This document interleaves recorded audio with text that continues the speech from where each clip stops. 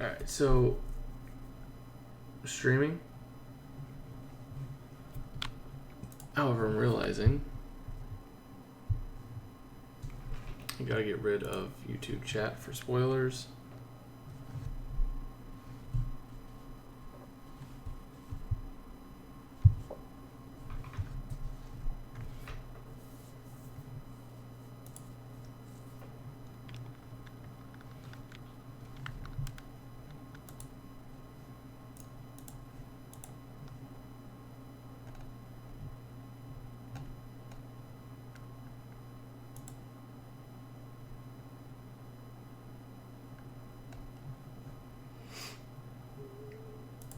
Let's see.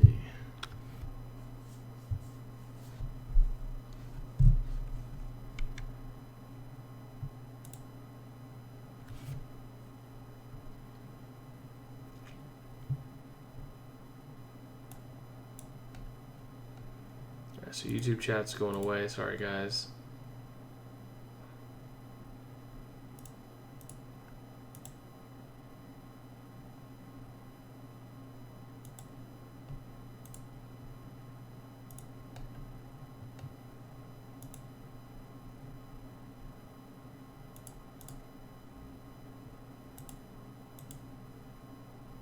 Members only.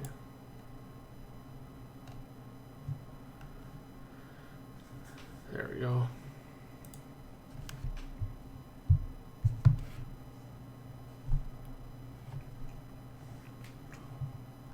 Alright, and Discord, I don't know how to, that's going to take a little bit too long to set up, guys, so I'm just going to try and get through this pretty quickly.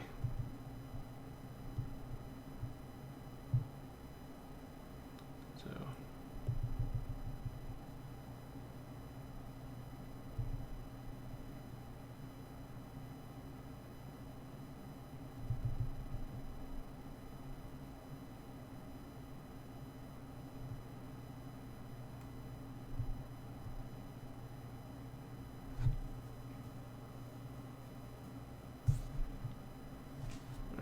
So,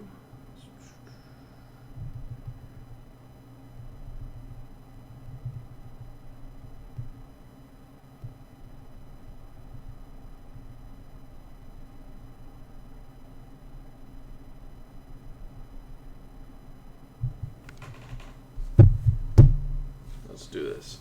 On your mark. Get set.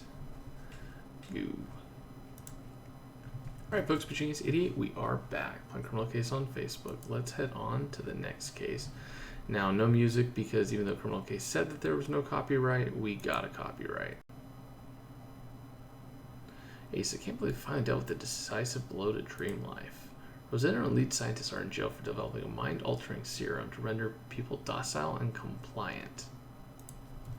Yeah, unfortunately I got to experience that firsthand. Thank goodness we saw Protozane from distribution handed over the dome to the appropriate authorities.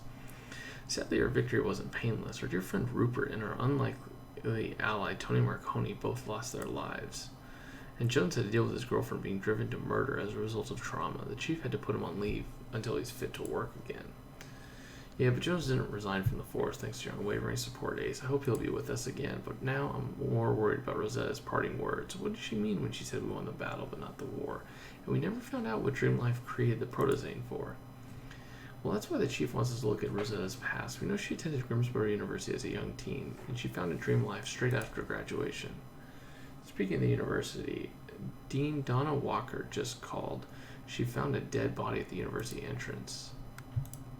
Yeah, your first priority will be solving the murder at the campus, but don't let Rosetta Pierre stray too far from your minds. Yeah, this is a gruesome murder. Gruesome.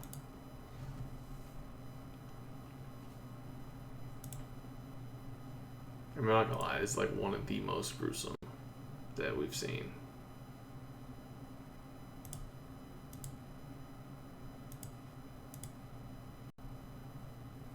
And good morning, everyone. I've been already up for 2 hours, so let's get going. White document's obviously going to be a clue.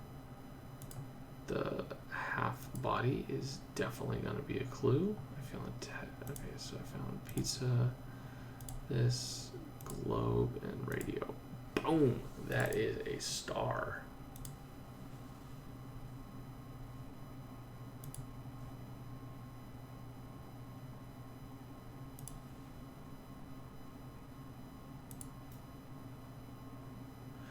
Horrifying, Ace. The young woman was cut in half. They left her here at the entrance in broad daylight. Who'd do such a thing?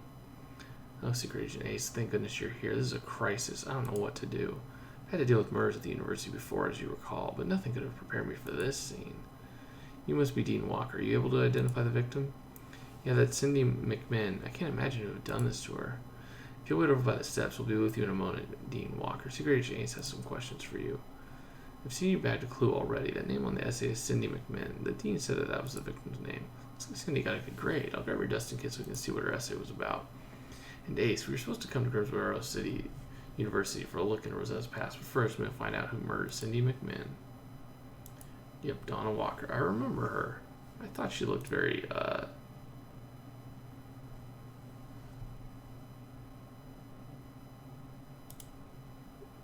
Yeah, turn it off, please. Shielded floor. We're going to examine the faded paper first.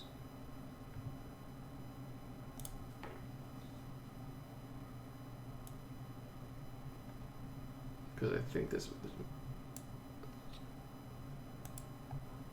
she got an A++. Wow. Apparently the victim's essay was called The Final Girl, a study in film feminism. Sounds pretty intense. It was, for what it looks to be, a film course taught by someone named Luke Harris. Oh, you know Luke Harris? Oh, that's right. He was engaged to one of your old teammates. Unless you guys have some history. Well, it looks like we have a chance to catch up. Let's go see Professor Harris and ask him about the victim. Oh, wow. Wow. Alright, well guys, I'll see you guys later after I grab some stars with Pitching Ace 88. Over au revoir.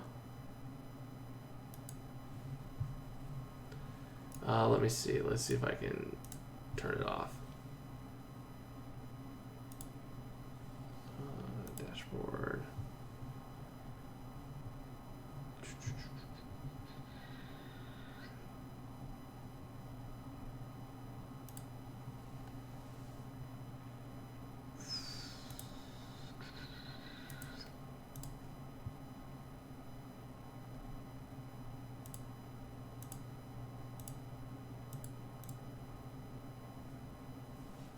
There's no room. It doesn't look like it's subscriber only mode to me, but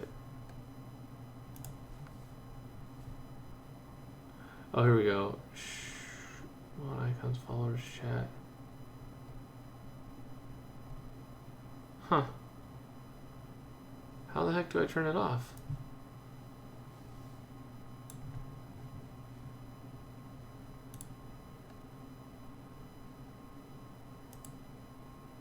Oh, you fixed it? Okay, good. Thank you, Shield, because I had no idea how I was going to fix that.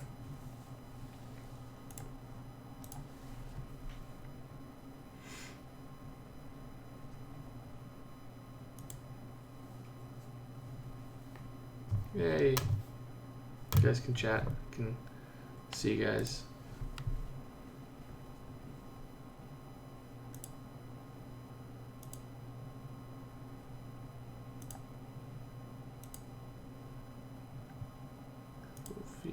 Umbrella, globe, and tennis racket.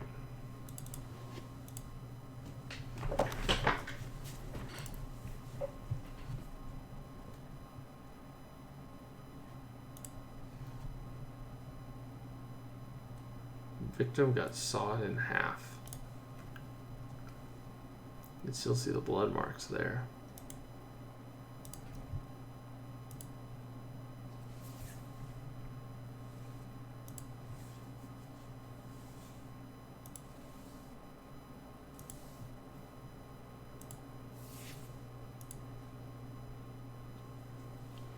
Can I remove the zombie apocalypse thing? What does that mean?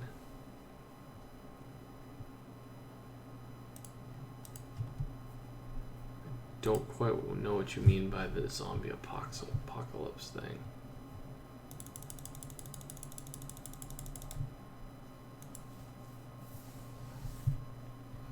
Yeah, maybe next week we can get the Discord thing. The problem with Discord is it doesn't always auto-scroll.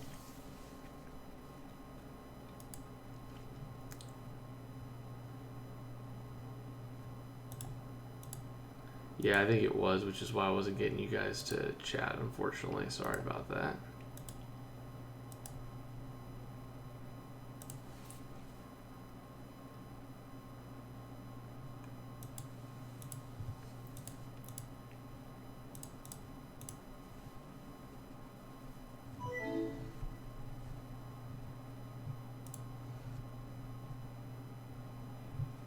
Oh, and it was really cool. The last stream, when I did YouTube and I was doing the other game, I got like, I think $10 of donations, which was awesome. I think it was like in Australian though, so I'm not sure what that means in here, but still pretty awesome. It's like some of the best donations I've gotten.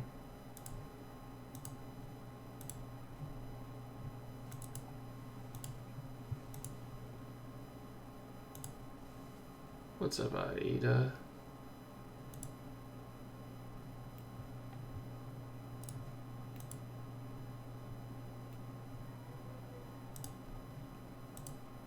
Oh, shit.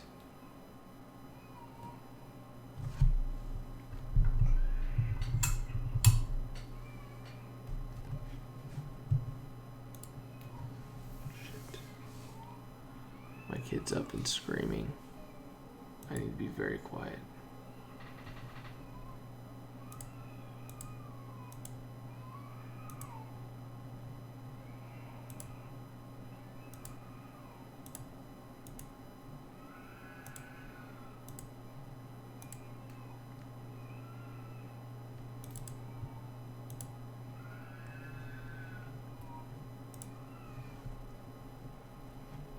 I don't like it when he screams.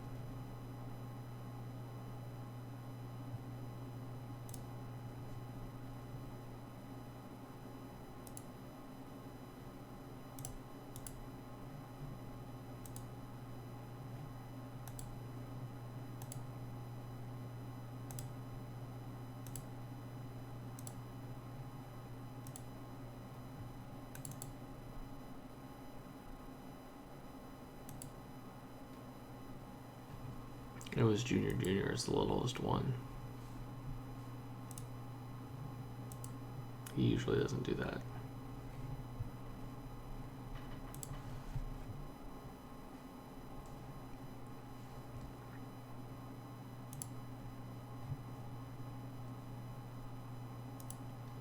Okay, either the missus went in there or it was just a nightmare that he had.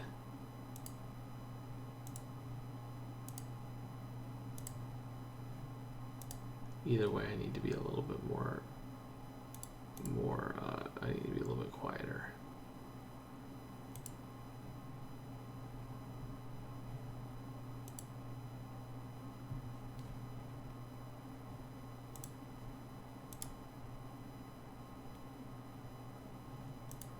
I mean, he usually doesn't do that.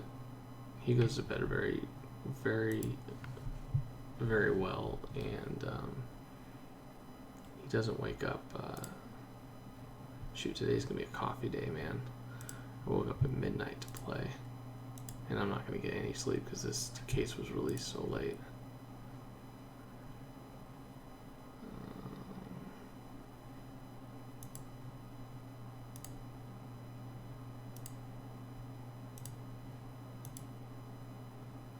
So I don't know where that kite is. There it is.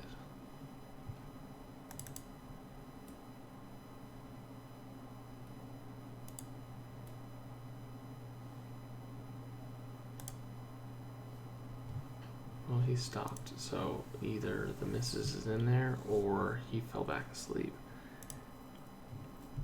I mean, to be fair, I sleep through everything at night, so even if he does do that on some nights, I most likely would not know. Just so happened the one time I try and put the lights on in my room, it happens. So now I feel bad.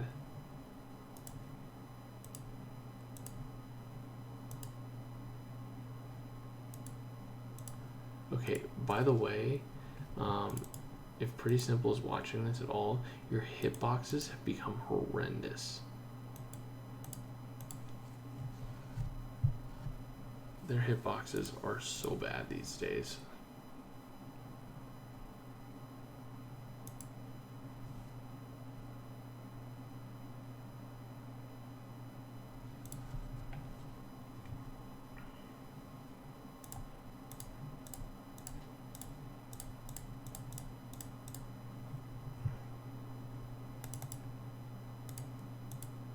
It could have been me. I was very excited about playing that game.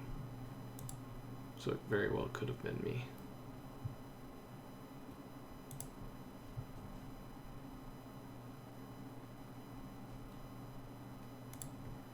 Yeah, it's interesting to see Luke again.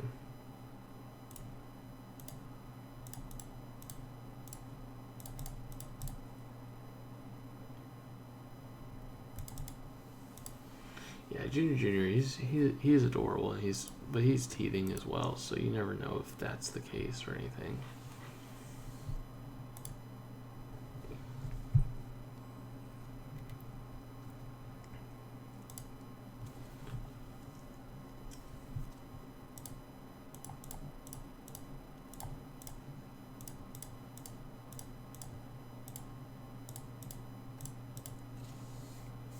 Oh, Disney was awesome.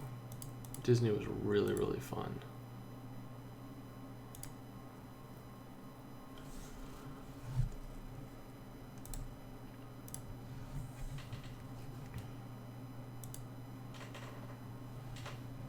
Kids lasted till like 1 o'clock, so we got in at like 8 a.m. to 1, so they lasted like 5 hours, 5-6 hours. It was great. Junior didn't really go on any rides because he was more agitated than anything, and he was also too little to get on most of the rides. But Junior, little mini Ace, he loved so many of the rides.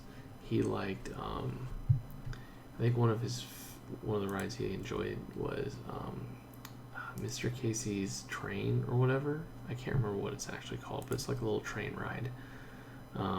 He really enjoyed that. He also loved, his favorite ride was the Dumbo ride, for sure. Without a doubt, Dumbo was his favorite.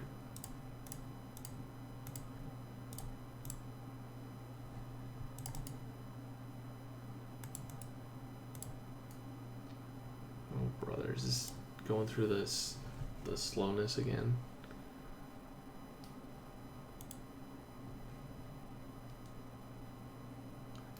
It was crazy though, man. I took him to Toontown. They weren't that much interested in Toontown. That was not what they enjoyed. They liked Fantasyland a lot more.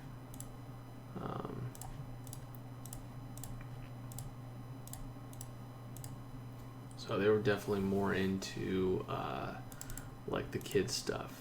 Toontown, I think, is probably for when they get a little bit older. No, we drove. Nope, it was it's like a 6-hour drive or something for us.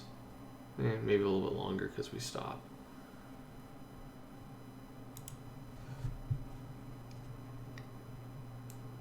Yep, okay, so I gotta restart this because this is ridiculous.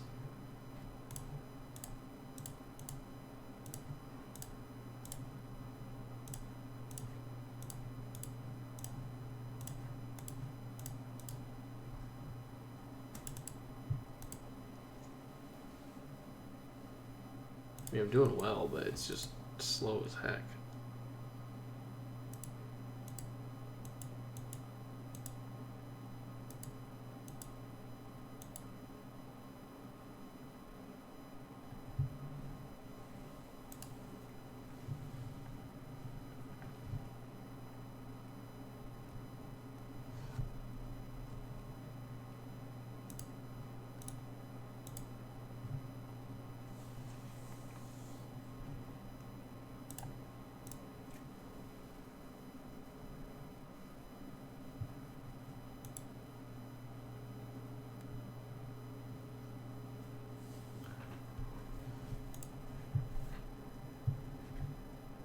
Okay. So hopefully it was just a nightmare and he's back asleep because I definitely don't hear him.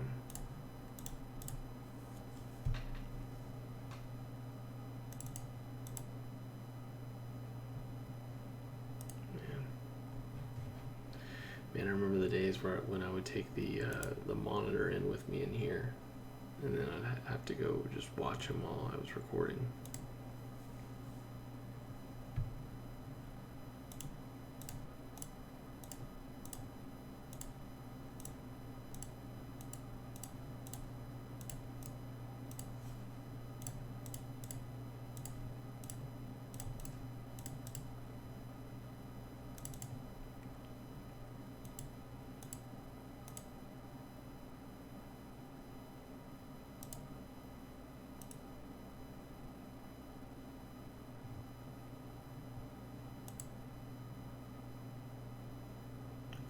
Oh, see, Owen. I remember when the babysitters used to be your next door neighbors.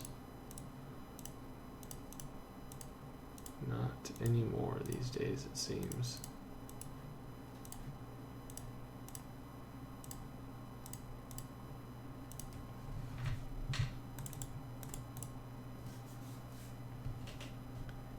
Yep, Luke is back.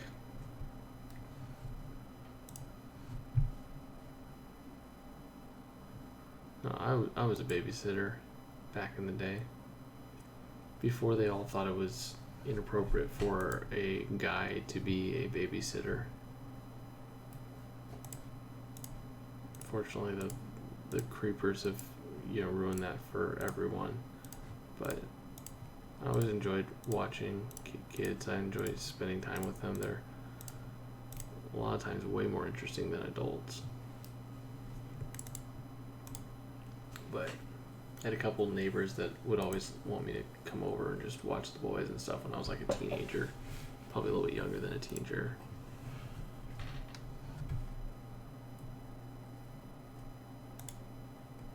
And I used to work in the nursery at our church and stuff. And that was always fun.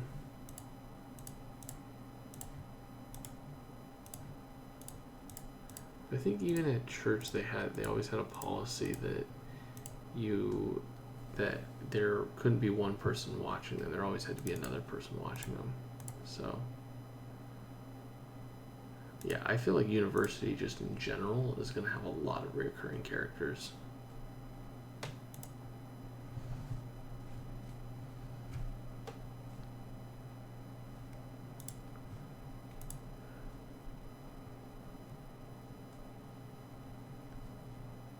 Oh my goodness, I don't see anything. So unicorn.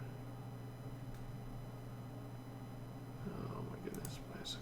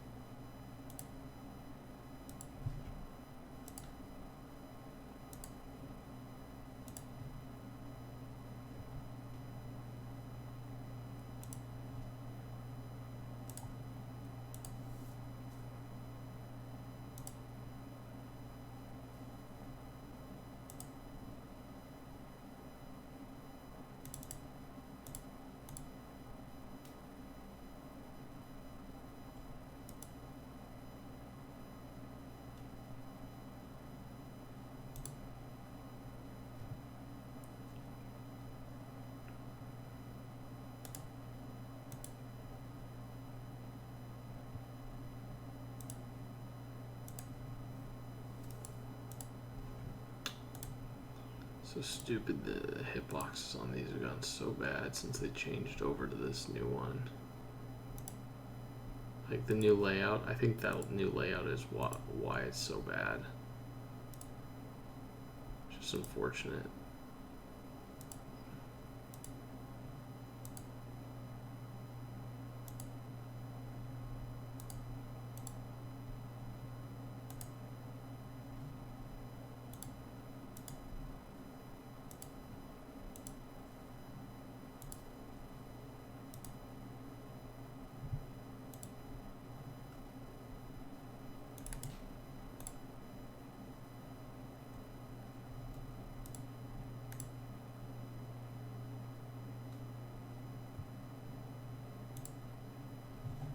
No, actually, I love the music. It's just it gets me banned on YouTube.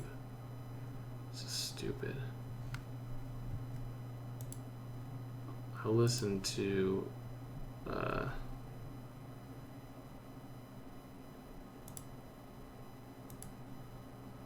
Pretty Simple. They said nope, it's not. It's not banned. Everything's good. Wrong.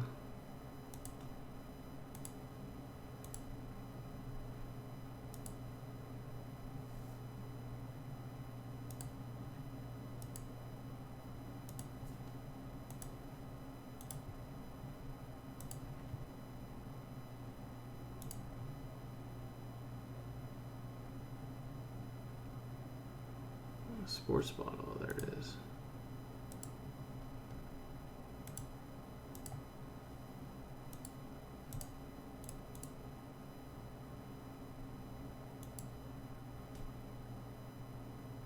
No, we can have the music on, I'll turn it on.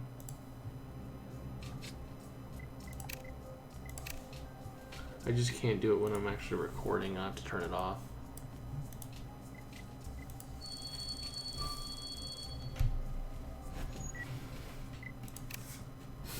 Just gotta keep reminding myself to turn it off.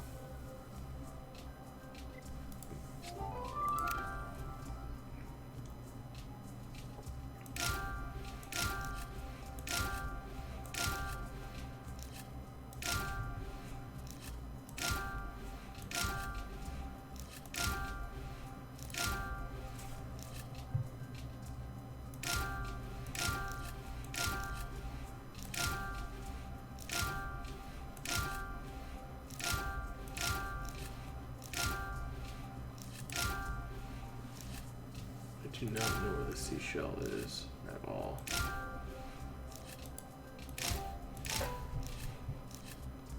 See if I can figure it out, because I already screwed up. Still don't know where it is. There it is, right there. Okay, now I found it.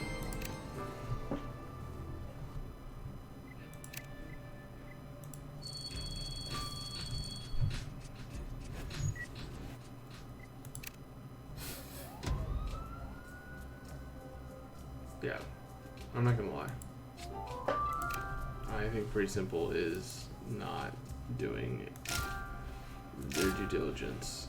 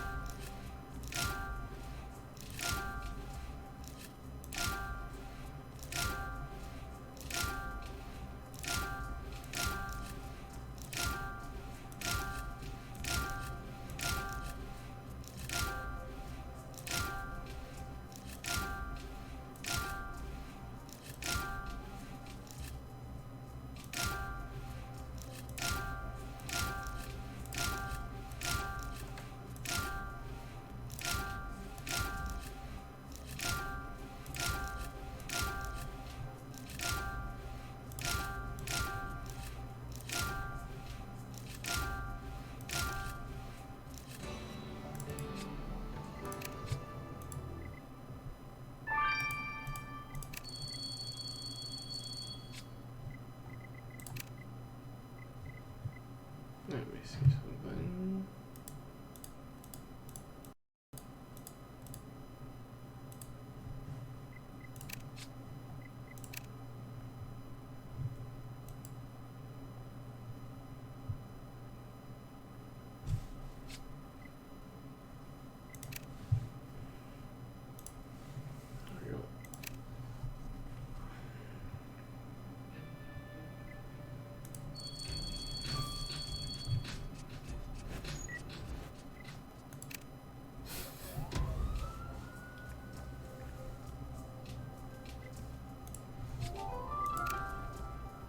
Oh, disarray.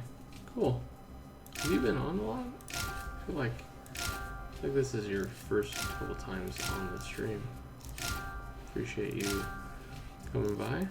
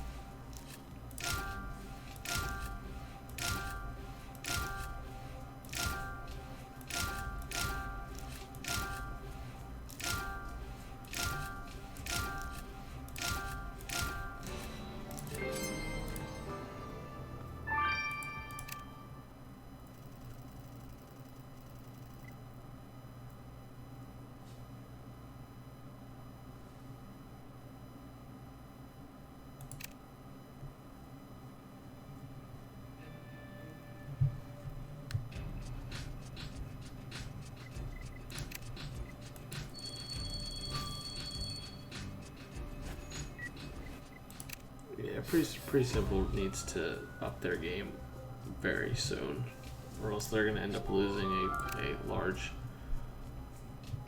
portion of this.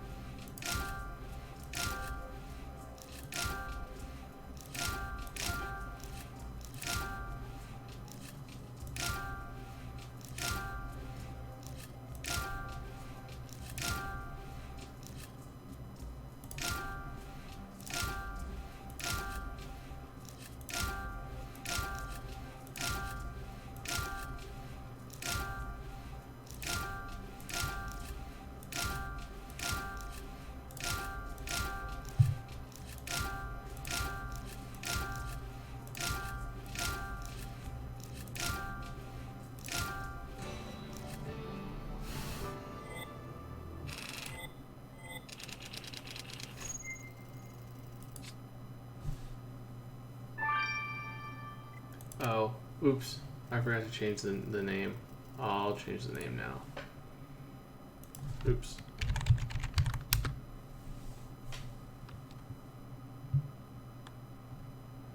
Titles. Oops. Criminal case.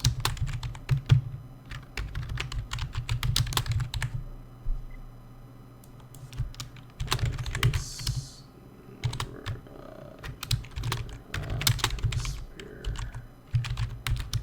case number 37. What's the case actually called? Final cut.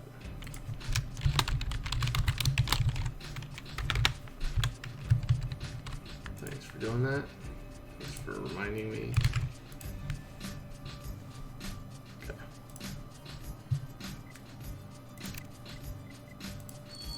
Oh, and it was that way because I was playing a newly released mobile game.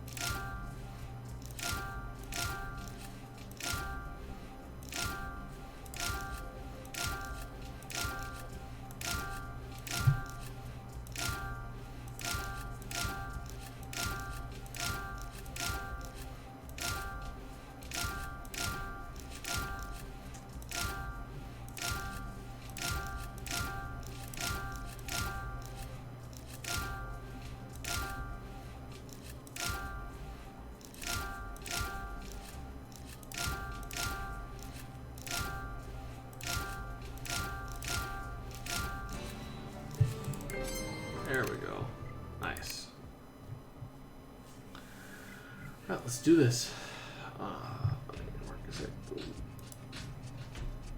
Oh, with no music. Alright, folks, Pushing Case 88, we are back playing Criminal Case on Facebook. Let's ask Dean Wall. Oh, she's got scratches. That could be something. Secret Agent Ace, I cannot believe this is happening. There hasn't been a single incident at the university in 5 years. Just besides myself with the thought that a new wave of violence will start again at Grimsborough University. We truly hope not, but it would help us if you could tell us more about Cindy McMahon. When she was a freshman here near the school, Miss McMahon took her studies very seriously, according to her academic records for this year so far. And believe me, security will be strengthened after what happened to Cindy, and I may have to impose a curfew on the student body until you get the killer behind bars. Well, rest assured, Secret Agent Ace will do just that. We'll be in touch as the investigation progresses, Dean Walker.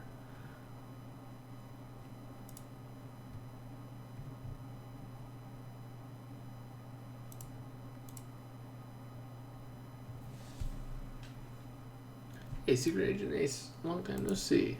Hey, Professor Harris, unfortunately we're here on police business. We found an essay written for you from your film 301 class.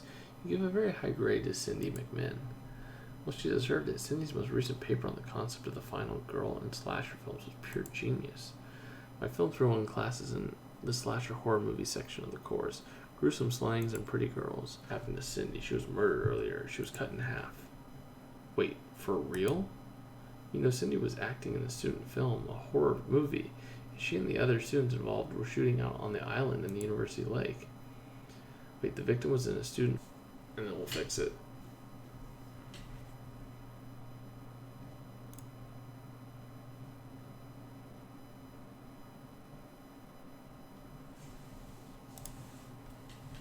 Alright, so what we got here? Potato chips. Blue camera. Oh, the crate. It's also there, okay.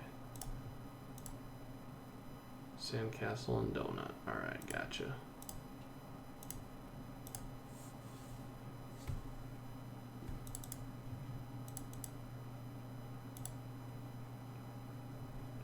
Professor Harris said the victim was shooting a horror movie here. I wonder if anyone besides us is on the island. Hey, Grimsborough PD, is anyone here? Looks like it's just us, Ace, so I guess we better go through that crate. There could be something worthwhile hidden inside. And you're right, Ace. This stinky camera doesn't look like you can shoot a movie with it. So it can't be part of the film crew's equipment. Let's unlock the camera to see you could have left it here.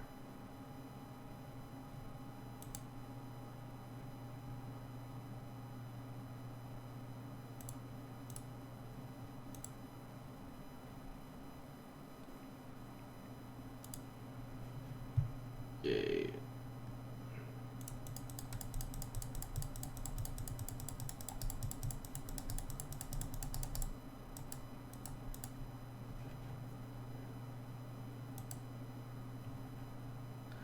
Well, you found a university badge in that crate. There's no name, but it does belong to someone on the landscaping crew. What would a landscaper's badge be doing here? Totally bizarre. Maybe if you check his face in the database, we could get a name.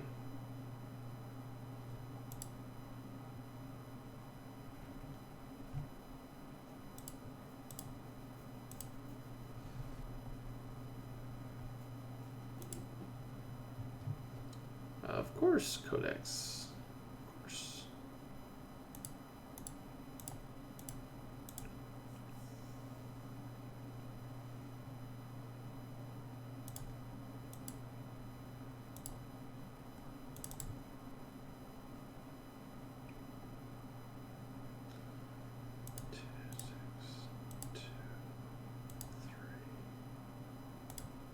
Honestly, the Codex is not the worst of it.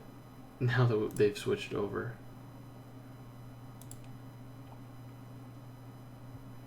We usually unlock that dinky camera, but there's no way too many files on this thing. I think there's a project for Kathy. For sure.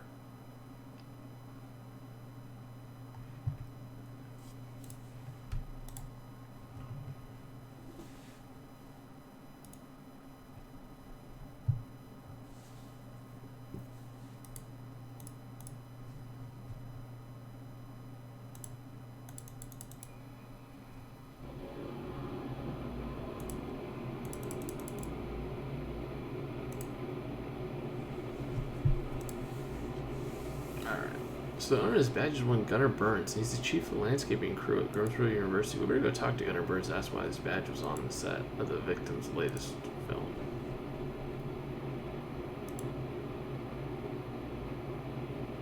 It does look like 1-2 Sam, but I'm pretty sure it's not him.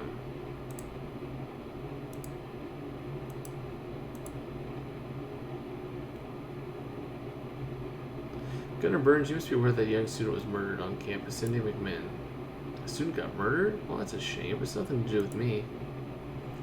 Besides, I wouldn't know this Cindy to look at her. All these young kids with their faces glued to their phones. So you don't know her. Any idea how your badge ended up in the gear for the student film she was acting in? How would I know? I go to the island sometimes to clear my head. Maybe I lost it. Now, if you'll excuse me, I need to get to the cut-right store for some supplies.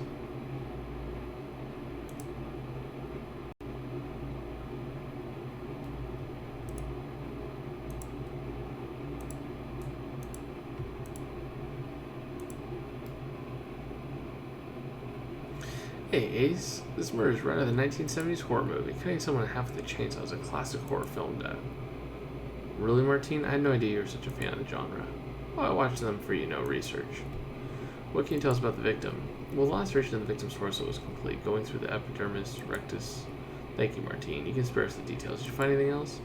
Absolutamente. When the killer touched the victim's torso, they left traces of all the ingredients in chili. So the killer eats chili. Well, things are about to heat up for them with you on their trail.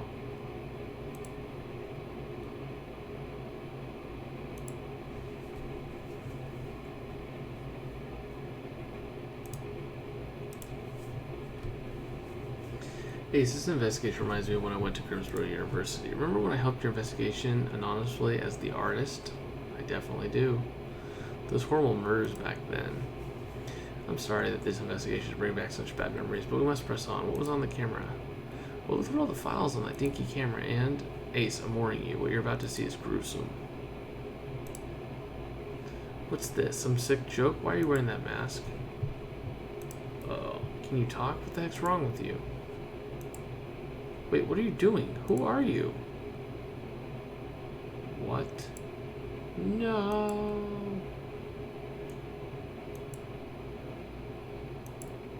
Oh my gosh.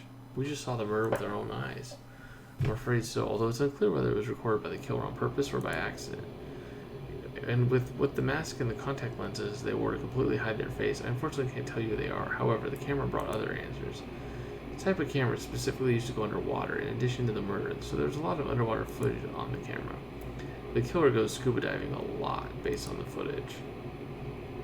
Well, good to know. So the killer likes to sink to the depths of the sea. I'm not sure they can sink any lower than what they did to murder Cindy McMinn. Hey, so I don't know about you, but even on this beautiful sunny day, this investigation is chilling me to the bone. We were supposed to come to Grimsborough University to look into Rosetta's time as a student. Instead, we found university freshman Cindy McMinn cut in half by a deranged person in a weird costume. To top it all off, we actually saw footage of the murder. It was one of the most disturbing things I've ever seen. Spoken with Dean Walker, Gunnar Burns, and another thing. Wait, what was that? I thought we were alone on the island. Whoever it is, they better not have a chainsaw. Grimsborough PD, hands up where we can see them. Go get them, Gloria. Go get them. Alright guys, I'll see you guys in Chapter 2. It's been Portuguese 88. Over and out. Alright, let's grab some stars. Yeah, sorry about the water heater. Can't do anything about that.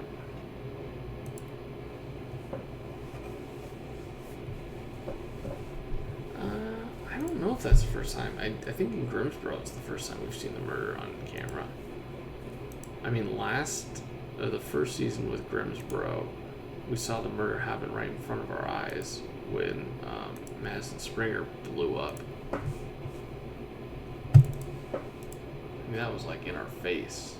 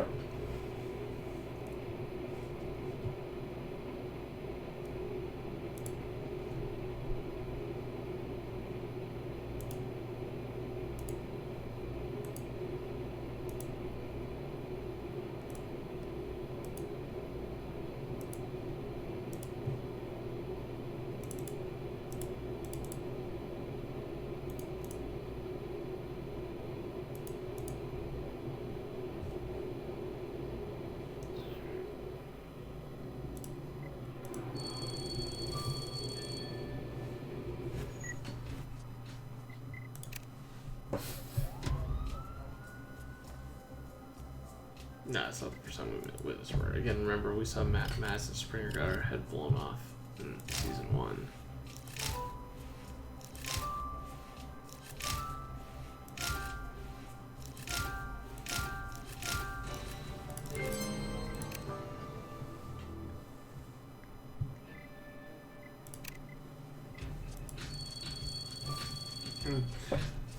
Kind of gone with the mindset of, you know what, I'm basically what's her name, Angela Lansbury in Murder, She Wrote.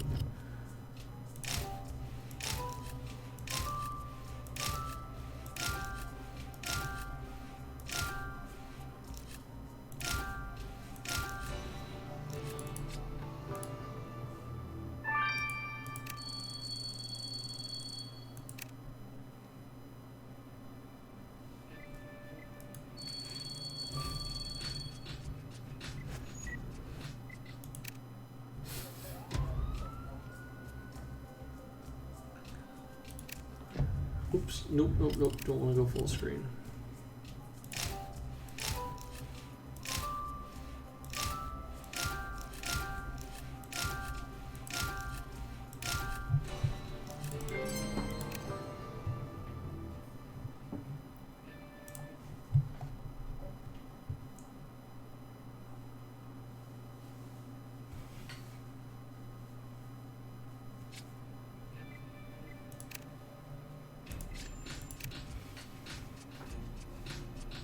Oh, I think for me it's Christmas if I had to choose between.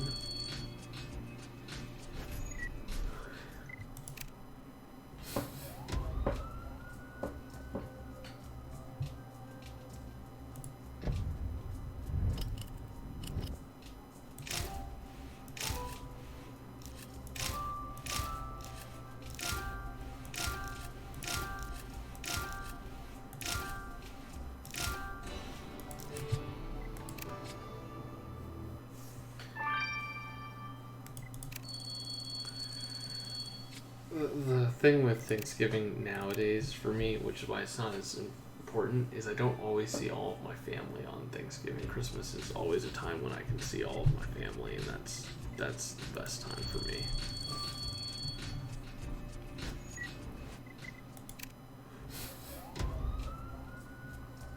Yeah, I was gonna say, there's gonna be a lot of people here that don't even know what Thanksgiving is. I think that's just a U.S. holiday, really.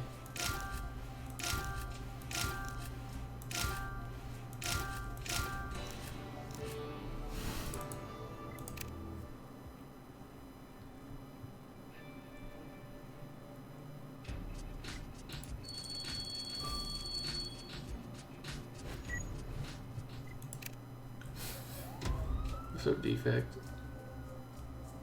Yeah, I have 2 younger sisters.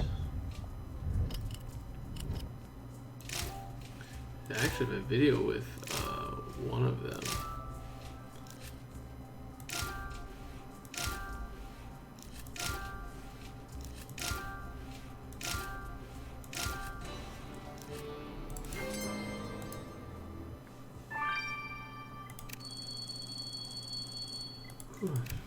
What show did I love as a kid?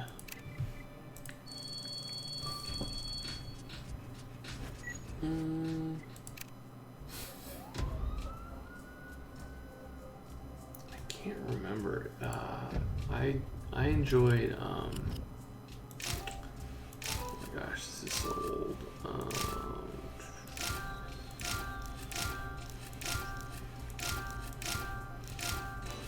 It was what was the one with Kirk Cameron?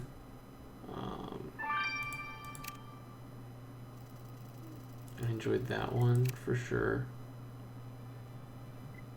I forget what that one's called. Anyways, there's a show with Kirk Cameron back in the day. It was about like a family and stuff. That one was fun. And Kim Possible was also a really fun one. And what was that Kirk Cameron one? I think I can even think of the theme song, but I can't think of the actual name of it.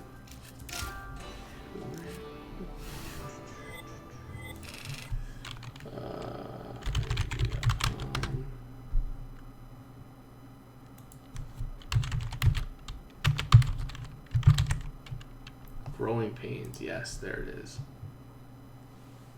Growing Pains.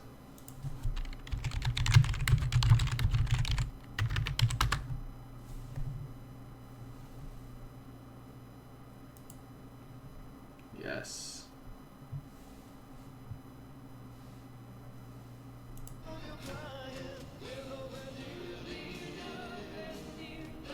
That one thick too. Yes. Yes.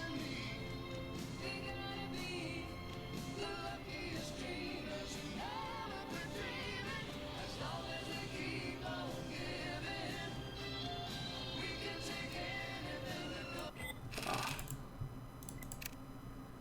That was I know I'm very old. That's Leonardo DiCaprio's first like really big show.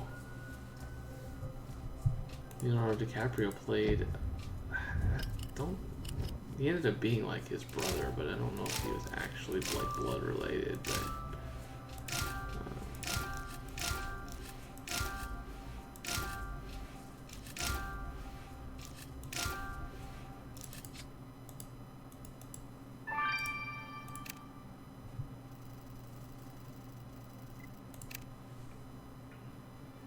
barbecue lost drink.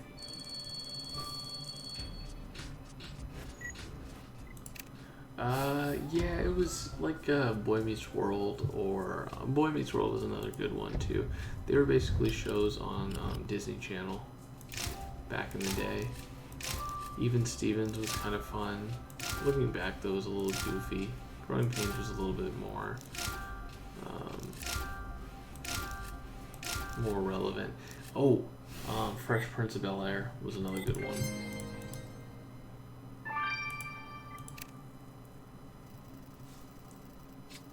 Yeah, totally. Fresh Prince of Bel-Air. I forgot about that one.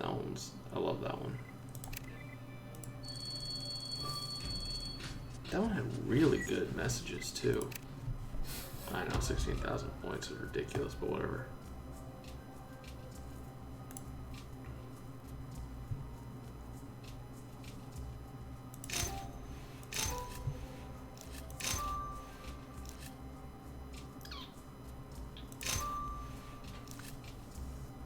What am I missing? Oh, there it is. Oh, The Cosby Show. Oh. You know what? Cosby Show couldn't get into it.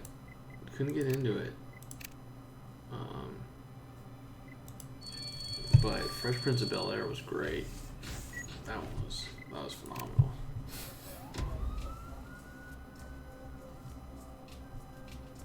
Yeah. These are really old references.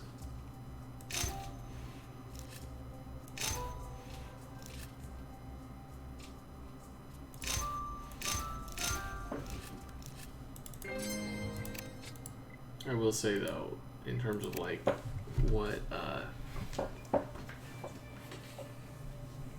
some of the shows that still age very, very well. Everybody Loves Raymond, and Fresh Prince of Bel-Air. You can watch those shows now, and they're just as funny, and they hit along the some really good topics.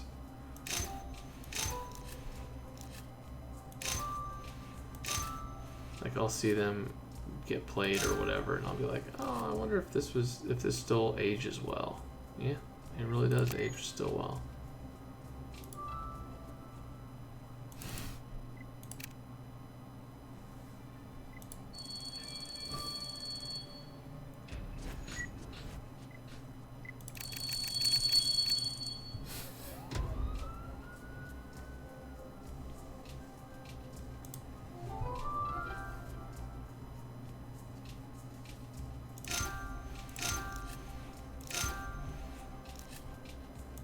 Oh, there's a leg.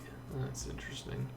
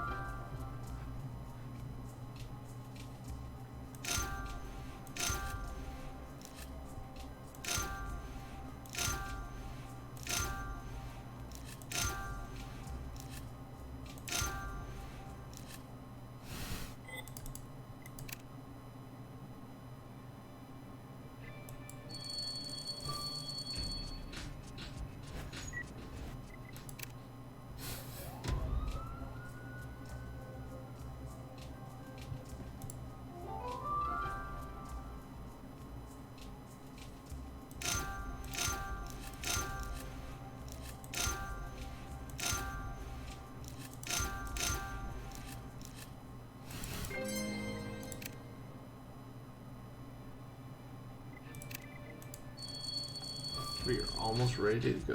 Love it, love it, love it, love it, love it.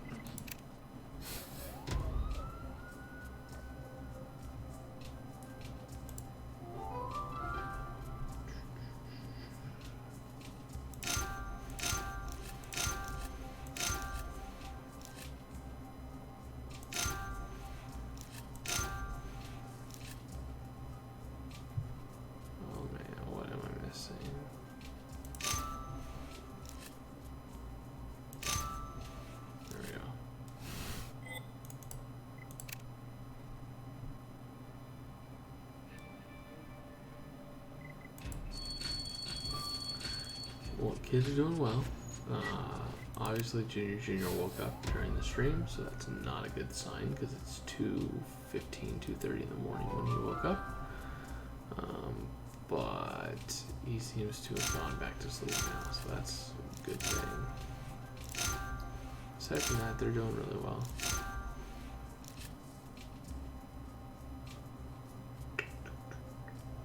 Oh, that's one missing. And what else?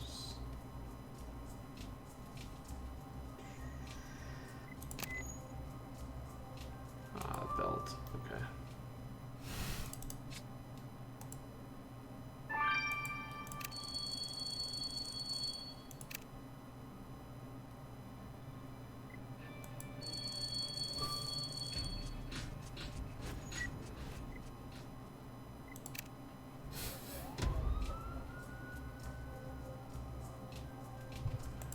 Yeah, I know. Probably thought someone was awake.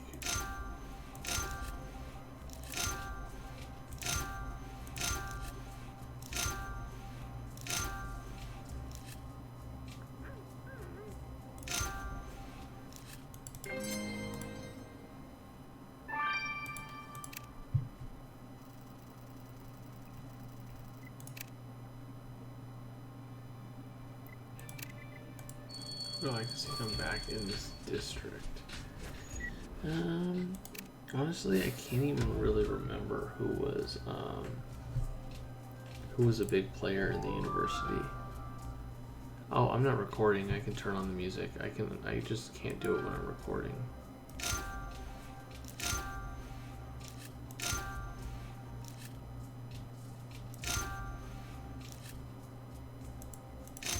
Oh, I thought I clicked it.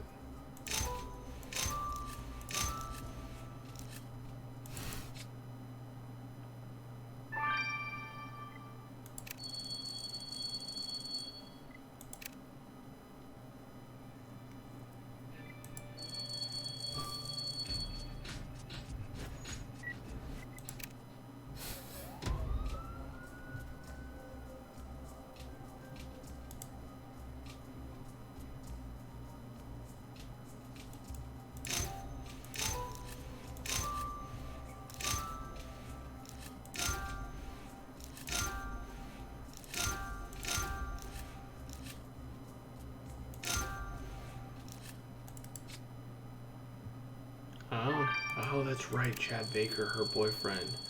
Oh, I'll bet you anything we see that guy again. I'll bet you anything we see that guy again. Not probably in this case, but eventually. I mean, he would have graduated, but I'd bet money that they're gonna bring him back.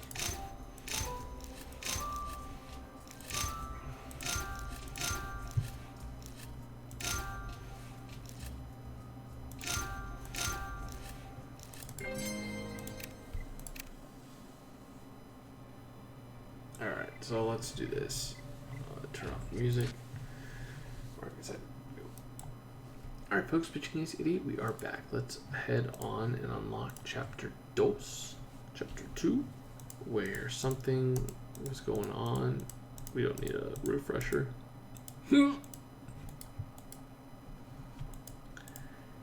Whoa, what's going on? I'm Toby Hansen, the student directing the film being shot out here. I lost my phone. I got a little frantic looking for it. Could you please put down your guns? Alright, but we have a few questions for you, Mr. Hansen. Alright, so he's definitely got a scratch. And I think he's the murderer. For sure. course, right when I start to record, it goes into slow, crappy mode and I have to refresh.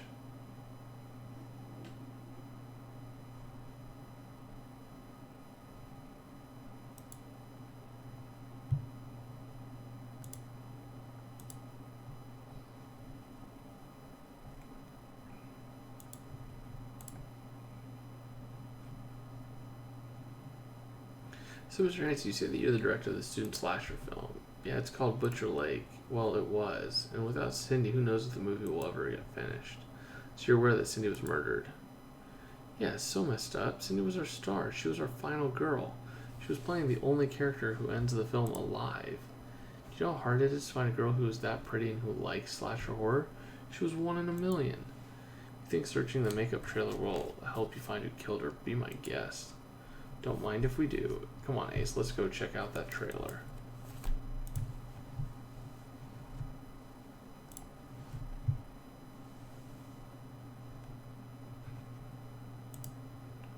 So, 2 scratches. So it's either one of these two, basically.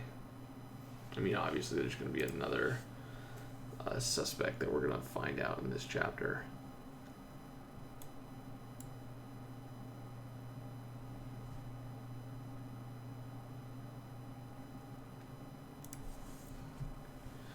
Alright, so let's look at the star, the pizza, the blue locker, the hand mirrors right there. Okay, boat, got that. Boat, rabbit, hand mirror. Boom, shakalaka.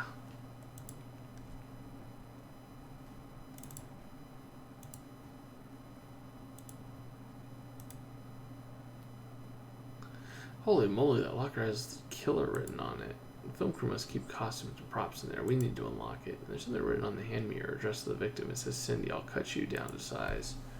Given how the victim died, this has to be a threat from the killer. That pink powder on the mirror might tell us something about our killer. You're right, Ace. We need a sample. Of course the locker says killer. It probably means that it's the props for the actual killer in the film, not necessarily the actual killer, but actually the killer in the film might be the actual killer in real life. If that didn't make sense.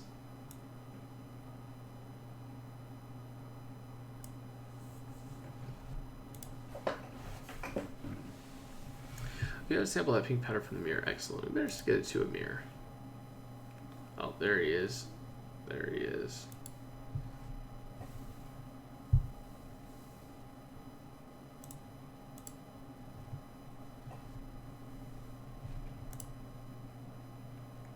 Alright, more codex. Alright, so let's do this.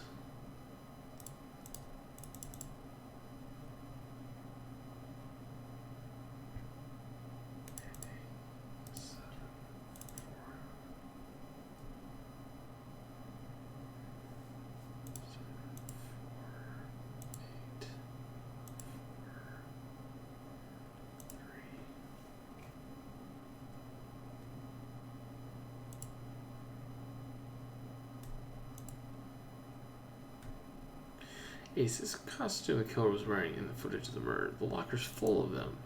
So Cindy's killer wore the costume of the movie's villain. And look, here's one of the costumes missing. Whoever plays the killer in the movie is an obvious suspect. Maybe we can get their name off the faded tag on the hanger. Well, I would guess that the killer of the movie is probably going to have slashes on his neck. I am getting better at the codec. This is kind of nice. So, Sal. Oh, Sally. Nope. Sally H. Sally Hooper. Is that right? Sally Hoop.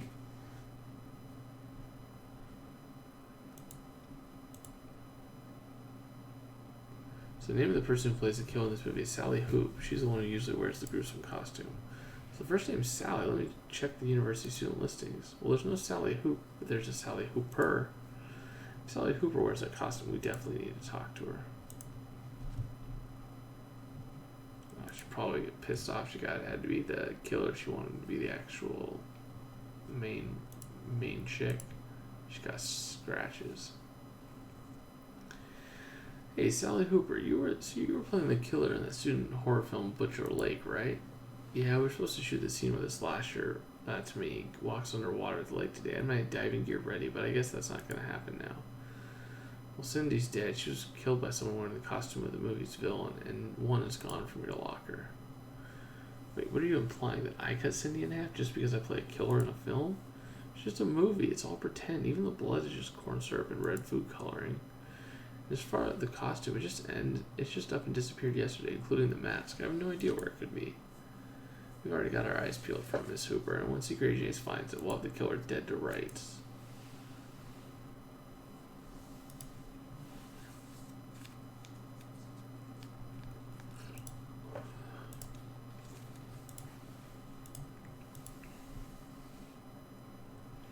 Hey there, Ace. The investigations are pretty freaky, huh? I mean, the victim is supposed to be the final girl in a slasher film, but in real life she was cut down to her prime, literally. Anyway, you slice it. Sorry, that pink powder you found on the mirror gave me a better picture of the killer. It was crushed diphenhydramine, a well-known antihistamine for allergies and hay fever, right? Yeah, and it's funny the killer chose landscaping equipment for the murder, considering how bad their hay fever is. So the killer has hay fever. Well, there won't be much pollen for them to deal with once in prison. The sooner we get them in prison, the better. Probably get back out to the island and see what we can find.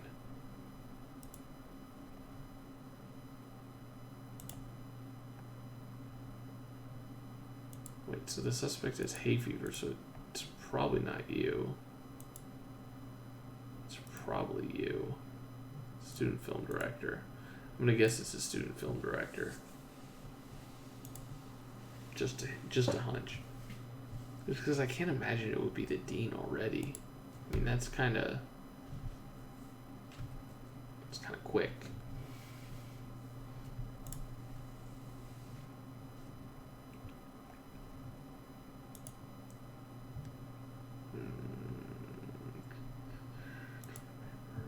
There's the perfume.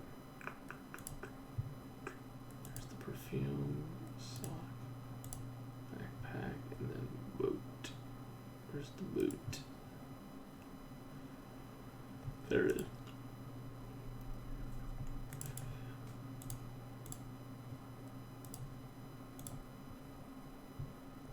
Nice catch, Ace. That looks like the victim's backpack. Let's rummage through it. I wonder what's written on that torn stationery. Once you have a piece together, we'll find out.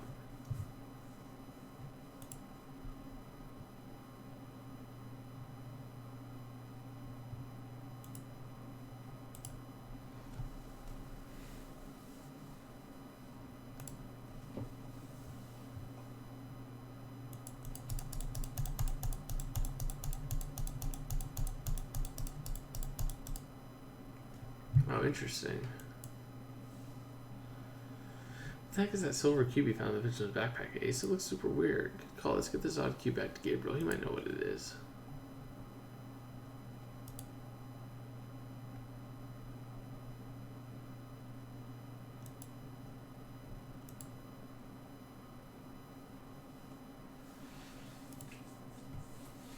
Alright. Dean. Oh dear. Oh dear.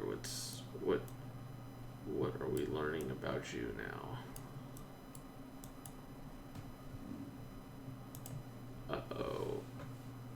This note you pieced together was addressed to Dean, Dawn, and Walker from the victim's parents, but it looks like you'll need your dusting kit if you want to read the rest of the note. Uh-oh. Rich parents getting mad at them. It's a companion cuckoo from Portal. Yeah, looks similar.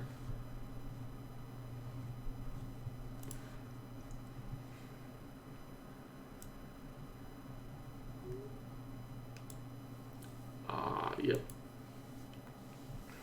This note from the McMahons to Dean Walker says that they can no longer donate or support with the donations. Sounds like there's a financial dispute between Dean and the victim's family. If so, why? We better go ask.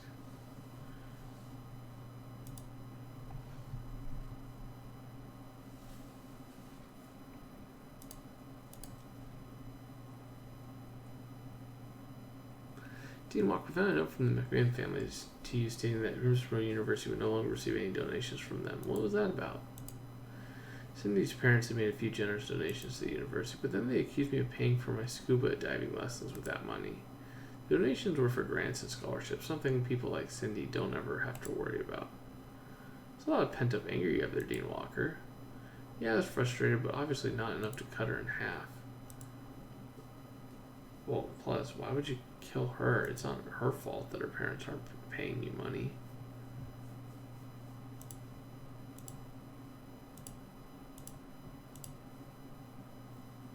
Ace's box you brought me was indeed very odd. It's a replica of the spell cube from the Hellcaster horror movie franchise.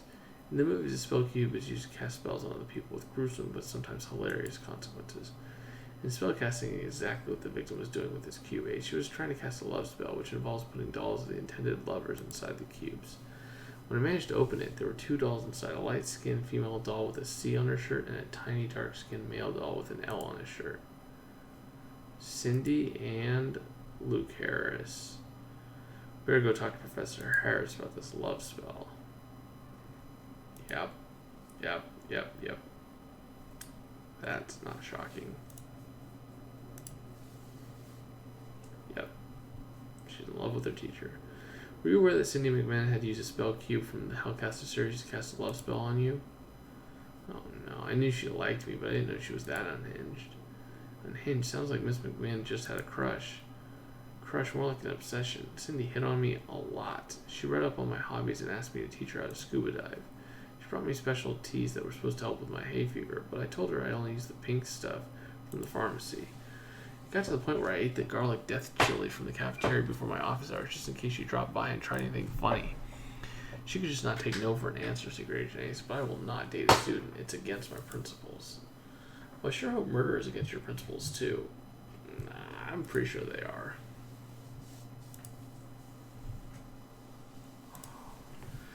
Ace's investigation is a doozy. She was cut in half in a creepy mask. Yep. Oh, you do, Mia. Alright. Your suspects are fighting. Alright, let's go assist them. So I'm pitching Ace 88. Over and out.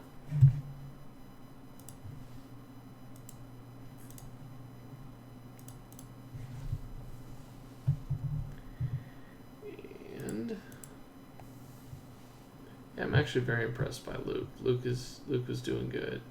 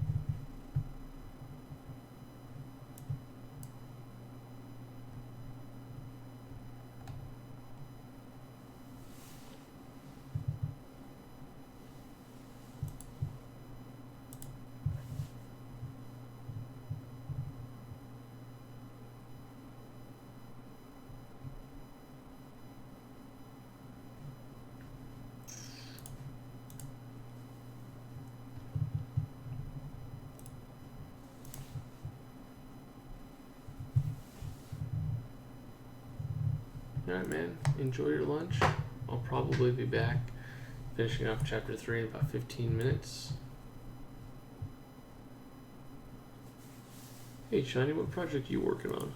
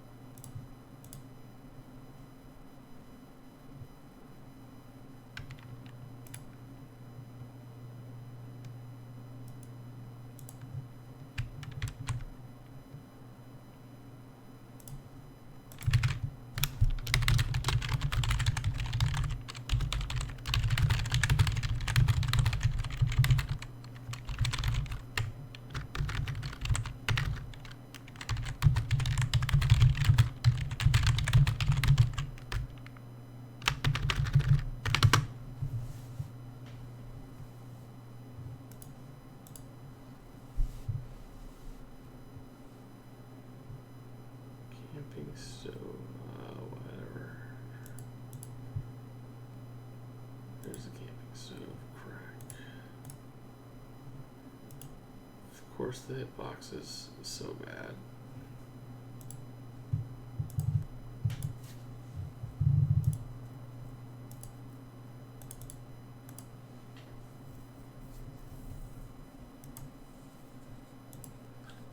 Coins earned, that's probably why it crashed on me.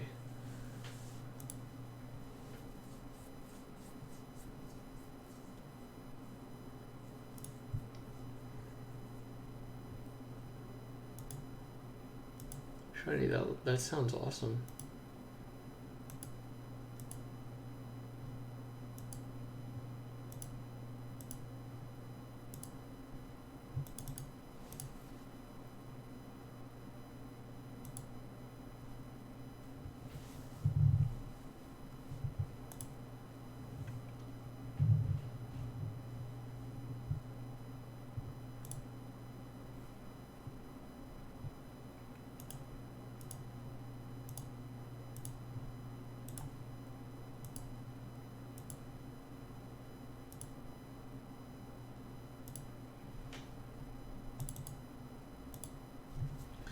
I see my parents a lot.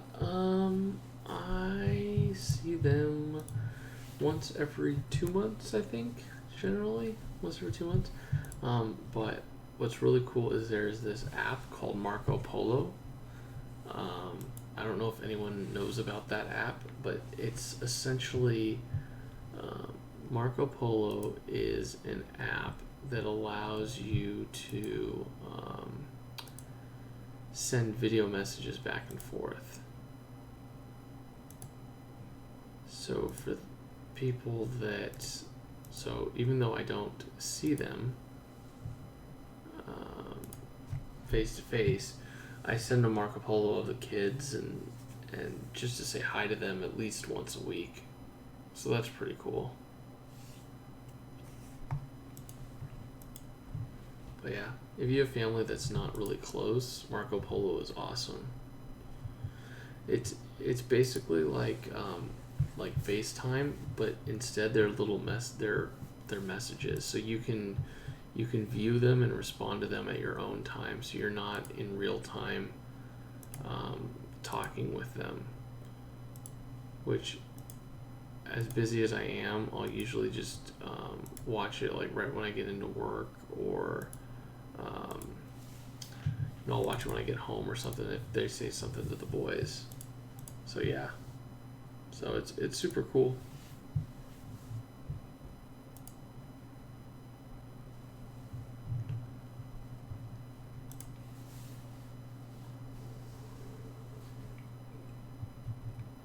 I'm sure that that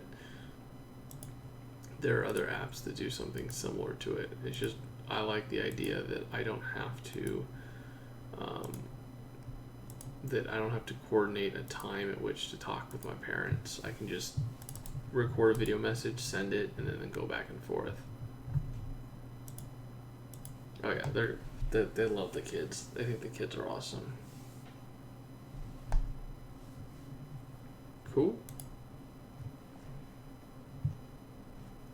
In the additional investigation here, I'll be doing it later, so save some cash. And I will potentially have Ace and maybe, or Mini Ace and maybe Junior on. We'll see. Junior's been a little bit of a pistol lately, so I don't know if he's gonna want to be on, but.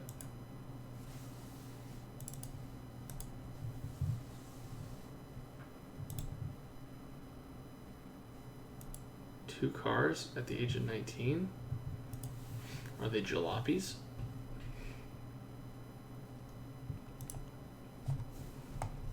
Yeah, no, that's really cool.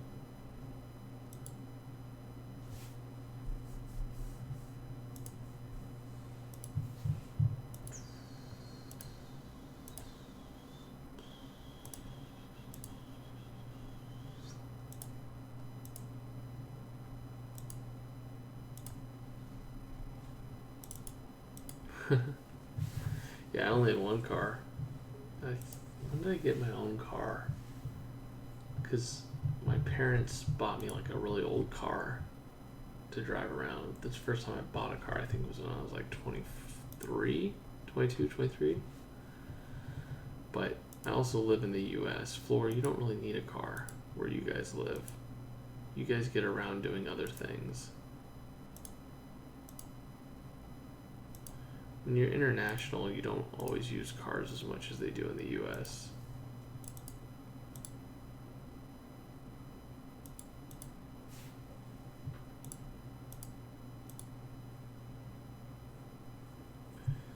I probably won't be live streaming the AI. Just because.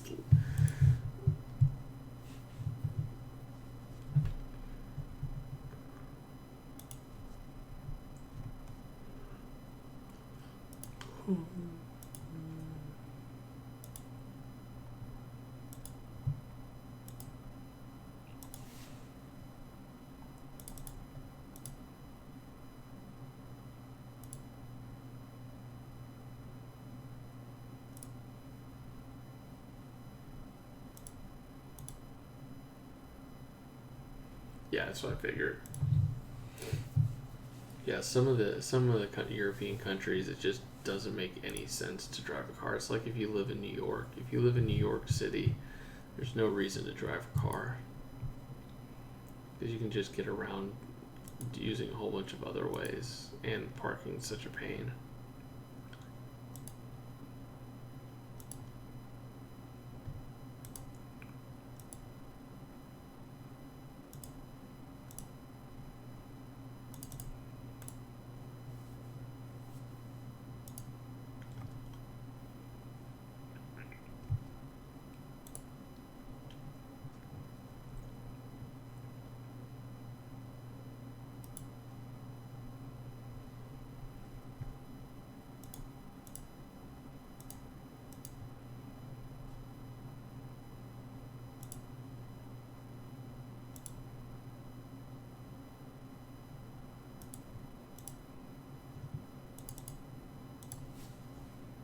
Alright, so shield.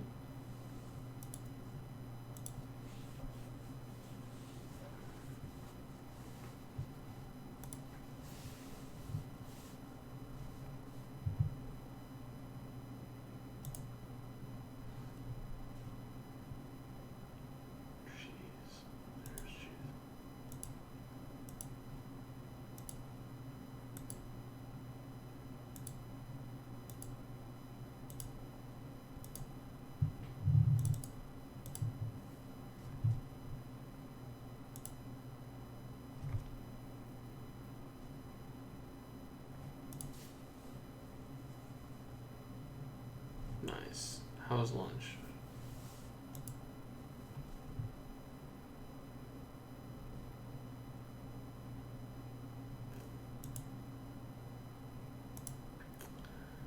And of course it's lagging again. Phenomenal. They really need to fix that.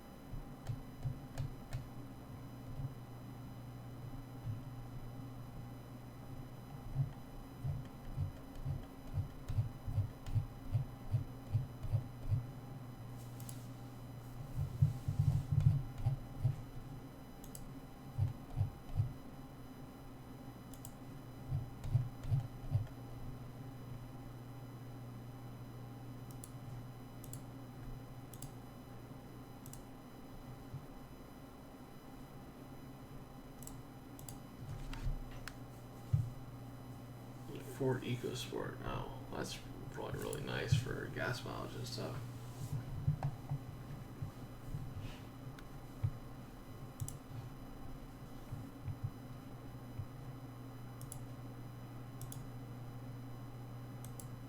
So Shiny, which one do you like better? Do you like your Ford or do you like your Mitsubishi? We don't really have that many Mitsubishis here in the U.S. from what I just see on the road.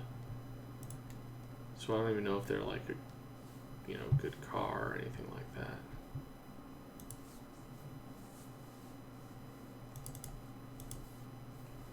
I mean, I'd imagine they're probably a good car, but they just don't get as much play here.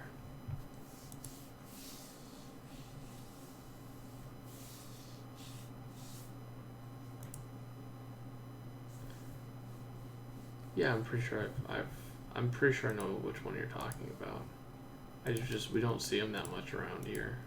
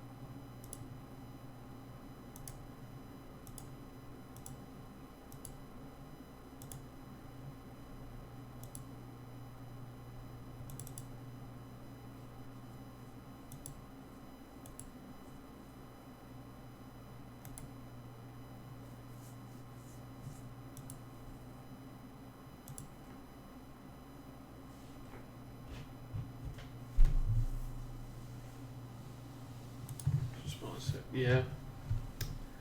Yeah, I have a Ford, but it had a recall, so now I'm driving a Chevy Malibu until I can do it. It's not bad. It's not bad for sure.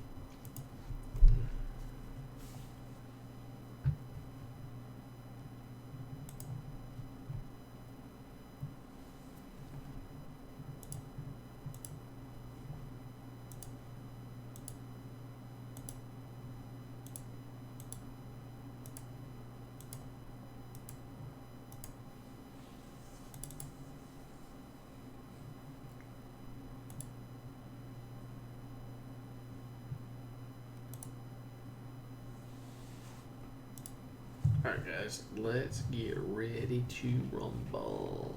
Let's get ready to finish this off. Oh, plus I'm editing my videos now, so I need to get chapter 1 up as soon as possible.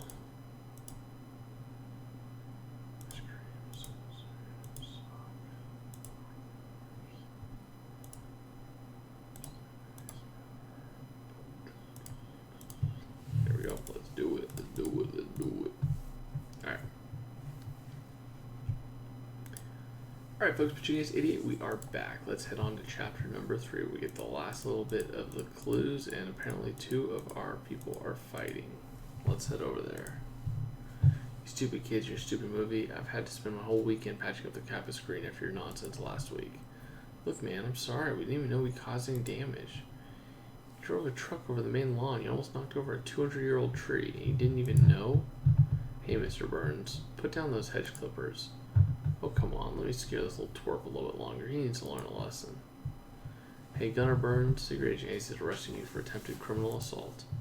Fine, but don't come crying to me if a tree falls on someone. I'm sure we don't have any interruptions like this, Ace. The staff at the university needs to keep it together for the sake of the students. Secret Agent Ace, thank you so much. You saved my life, I swear. Try to stay out of trouble, Mr. Hanson. Now go off and study while we take another look at the crime scene. Yeah, well, you could very well be that guy. Holy crap, that's a great screenshot. Wow, that's cool.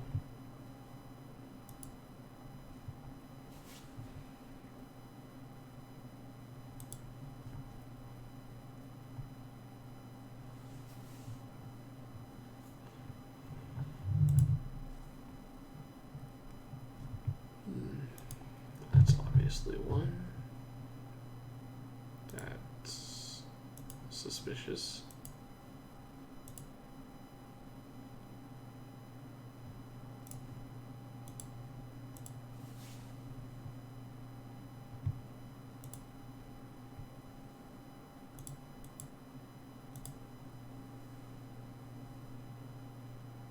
Oh, cool. We got a star.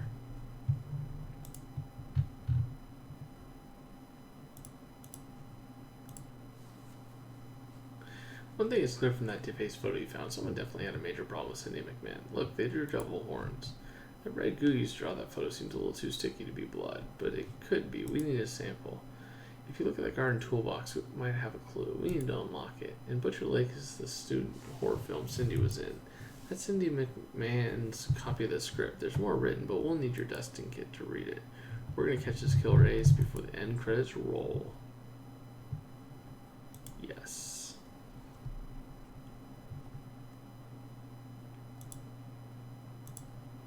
Almost looks like a horror movie because of how I am in the dark.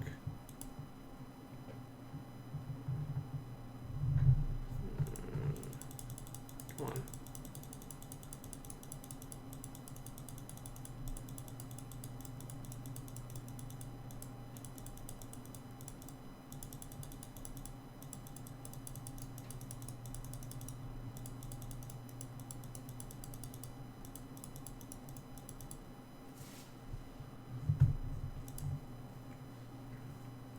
You gotta sample that red goo from that defaced photo of the victim. I bet you can figure out what it is with the microscope.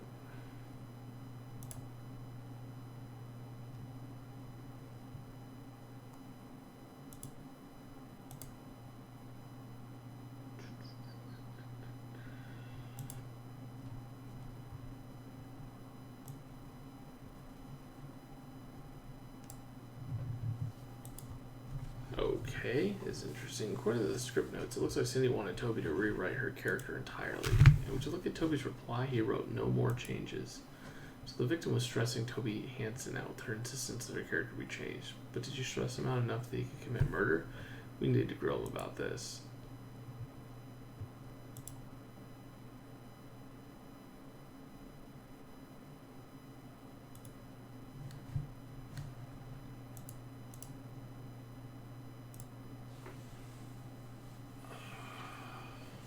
Please fix this lag. I don't know what you guys want me to do with this lag. What do you mean? With the criminal case itself or with you guys? I'm getting 0 drop frames. So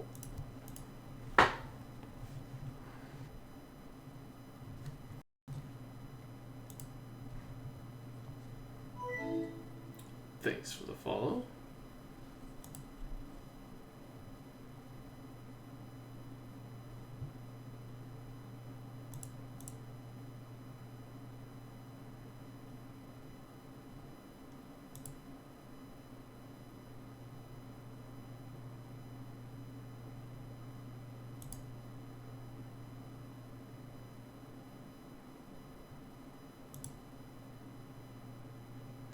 Ace, you found a chainsaw in that gardening toolbox, and the blade is a 2254A printed on it. You're right, the chainsaw in the video the killer made also had 2485A printed on it.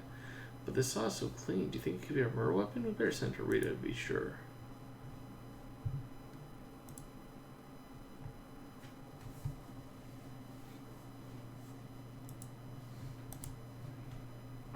I restarted the stream, so if it's a lag, it's on Twitch's end, not on my end.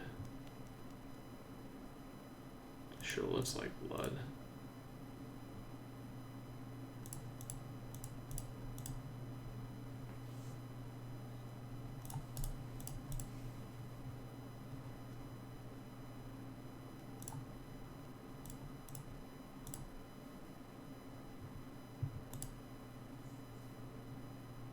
So the red goo from the defaced photo of the victim was fake blood, made of corn syrup and red food coloring. Good memory, eh? Sally Hooper said that they used the exact same ingredients to make fake blood for their student film. Makes me wonder if Miss Hooper might know anything about how the victim's photo got defaced. Let's go ask her.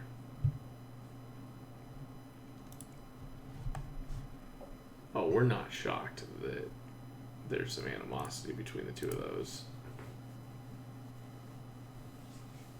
Hey, Toby, we found Cindy's shooting script. She wanted to make changes to her character. That must have been annoying. Annoying, you think?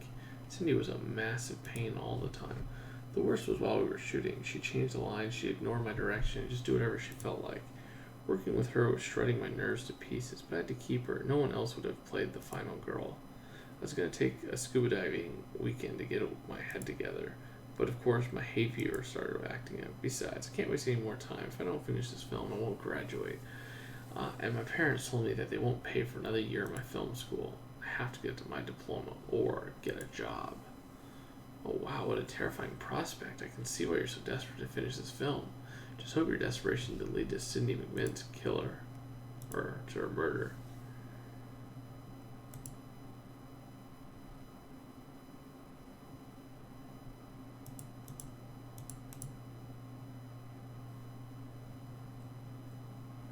Hey, Miss Hooper, we came across a photo of the victim's defaced with exactly the fake blood mixture you mentioned using for the film. Would you know anything about that? Alright, if you must know, Cindy and I, we had bad blood. Funny you didn't mention this before. Of course, I didn't. I knew it would look bad. I didn't realize she kept that photo. Anyways, I have no idea why, but Cindy hated my guts. She would have done anything to get me off the film. She already started a bunch of disgusting rumors about me. She told Toby that I sneezed a bunch of snot into the chili I made for him and the crew one night. Sure, I have bad allergies, but I wouldn't have served nasty food to my friends. And since then, though, nobody working on the film wanted to hang out with me. Maybe feeling how the social life made you want to cut Cindy in half while watching Miss Hooper.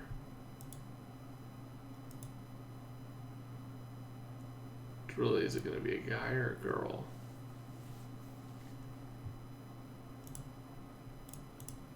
Oops. Skip. I misclicked.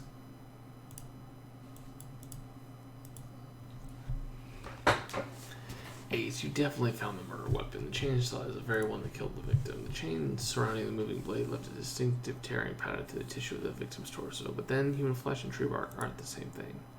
But how could the chainsaw be the murder weapon? It's spotless when we found it. You're right, the murder weapon was cleaned in oil with professional grade products, not just something you can find at the grocery store. Wow, sounds like something the chief landscaper would have access to. If Mr. Burns cleaned the murder weapon, he's at the top of our suspect list. Good thing Burns is already in custody. Let's go to the interrogation room and have another chat with him. Oh.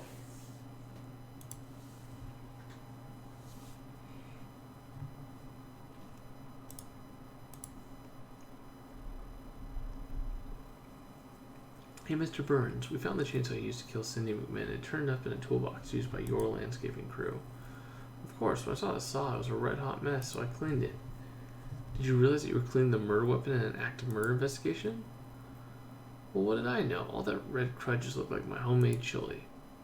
Nice act, Burns, but do you really think playing dumb will work on me and Secret Agent Ace? Well, not playing dumb. I decided to clean it to save me a trip to the cut-right store. That doesn't mean I killed the girl. Well, I guess the saving grace is that you're already in custody. If you did kill Cindy McMahon, we know exactly where you are. Ace, in all my years as a homicide detective, I've never heard of a suspect unwittingly cleaning a murder weapon. Does he really think we're going to buy that dumb act of his? You're right, Ace. Even though he looks good for this, we can't ignore the fact that both Sally and Toby had clashed with the victim over that student film. We need to take another sweep of that makeup trailer.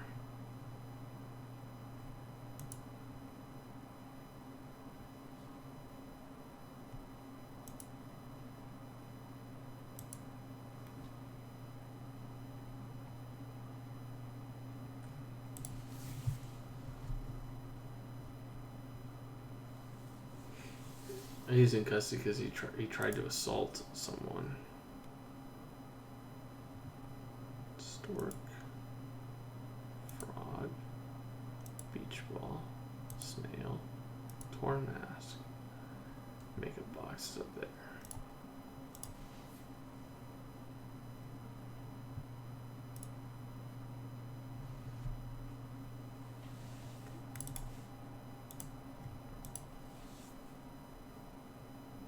Ooh, 4,000 away.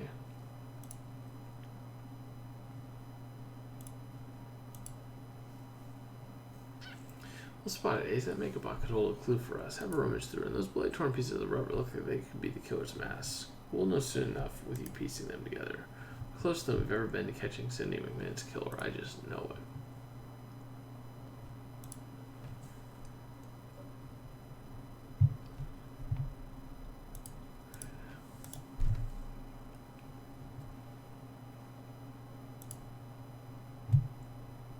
My guess is still the director. Could be her rival though, but I'm gonna guess the director. There we go. So you found a contact lens holder in that makeup box, Ace, and they look weirdly familiar. Well, good eye, Ace. The killer was wearing contact lenses just like those in the video they took of the murder. You need to get these contact lenses to a mirror.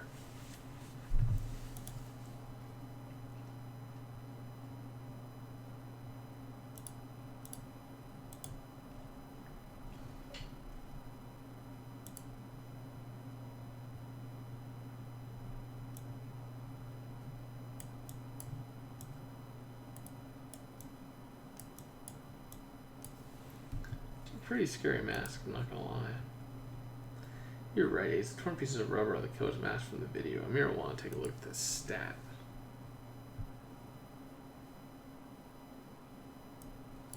Yeah, you're right. You should have been right or left-handed for sure.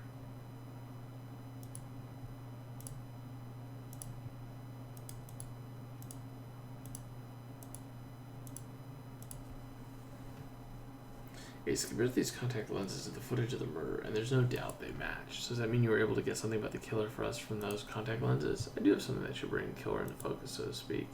Initial DNA markers have come back as male, so it's definitely a man who was wearing that slasher film costume when he committed the murder. Alright. Alright. So I think the only one with scratches is the director, so I think I was right. You know, live when I saw his mask arrive, I almost jumped down my skin. It's one of the creepiest things I've ever seen. Analyzing it wasn't exactly the most pleasant thing I've ever had to do, but it is just latex after all. What about the blood spatter on the mask? Well, the blood spatter on the mask of the victims, and the splatter proved that it was the mask the killer wore during the murder. And on the inside of the mask, I found a gel with antibacterial properties, usually used to heal deep scratches so that they won't leave scars. Whoever was wearing this mask when they killed the victim has scratches on their face and neck. So our killer's some deep scratches. I guess they're itching to get caught. But don't. Well, at least that's a wrap on the investigation. The question is why? Is it truly just because she was annoying him?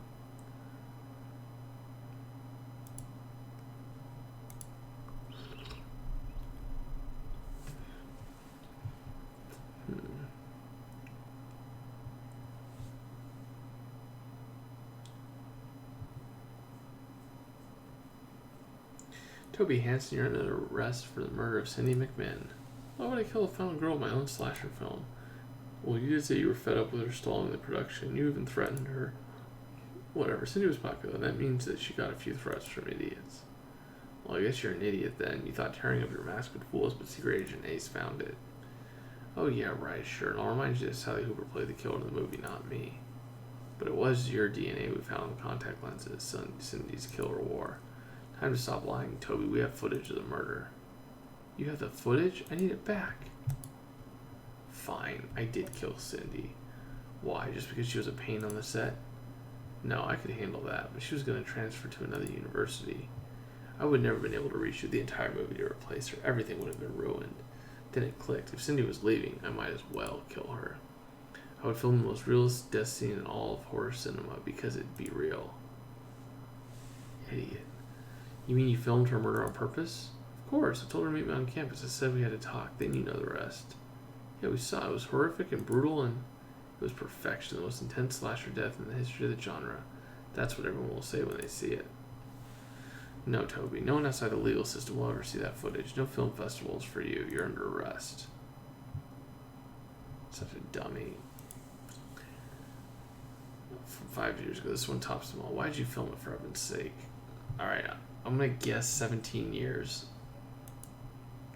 As an auteur, I couldn't let the opportunity pass me by.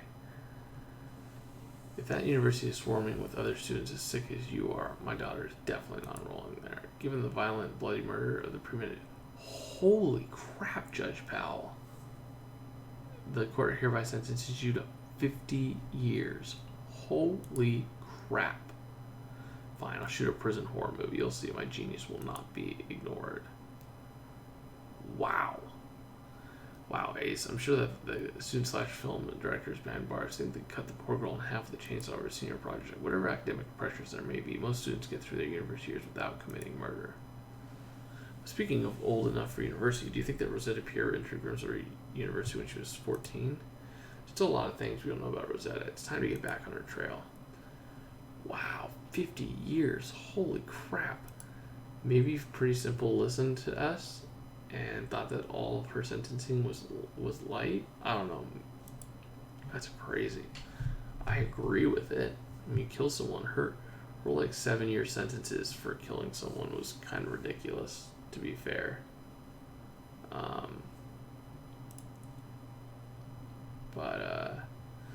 Let's see what we can find. Let's see what the initial investigation looks like. But I'll see you guys in the additional investigation with Pitching 88. Over and out.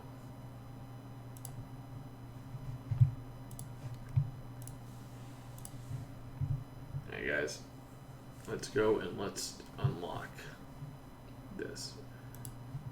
Alright folks, Pitching 88, we are back. Let's head on to the additional investigation. Ace, I'm really pleased that we can put the slasher murder behind us. Now it's time to refocus our attention on Rosetta Pierre. We know this. You guys keep doing that. Secret James, glad I could catch you. I need to speak with you about something concerning that student slasher film. Okay. Well, you see, it's just that... Did somebody say slasher film? I want to hear all about it, Professor Harris. Unless Secret James needs to go talk to Dean Walker first. Ooh. Original Sin. Interesting. That was the name of a movie, I think. Dean Walker, thanks for meeting with us. We're conducting an investigation into a former student, Rosetta Pierre. Wait, the disgraced founder and CEO of Dream Life, that Rosetta Pierre? Exactly. We know she attended Grimsborough University as a young teen and founded Dream Life straight after graduation. Unfortunately, I can't help you. I was teaching at Ruxpin University during the year she attended, so I never knew Rosetta as a student. Can we go to the administration archives and look for our files ourselves? Sadly, no. The archives were all digitized in an effort to reduce paper, but soon after, a network breakdown wiped out a decade's worth of student archives. But I do have a suggestion. There was a temporary display of famous alumni at the entrance. With a bit of luck, you might find some of the material around the steps. Then we're off to the university entrance again, Ace.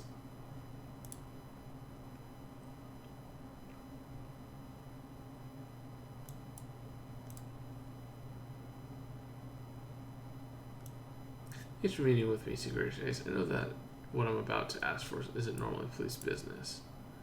You said it was about the movie? Well, even though Toby committed a heinous crime, it's rightly behind bars for most of his natural life. That doesn't mean his film shouldn't be completed. I feel awful for the other students. They worked so hard on it. I think they could get some closure by finishing this project. Finish the film? That sounds like a really great idea, but how can Grimsborough PD be useful in any of this? I've overheard some of the students in class. It seems there's some fabled hard drive with all the footage. The hard drive is apparently on the island, but since the island has been cleared for civilian use yet, you want us to go to the island and find the hard drive. I'm loving this idea more and more. What do you say, Ace? Let's grab a boat and head for the island.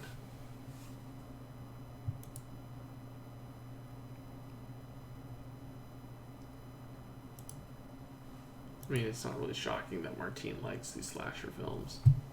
She deals with death every day. Yeah, I really liked the cases from university. So, and this one was pretty gruesome. This one was pretty nasty. So they went off on the right foot on this one for sure.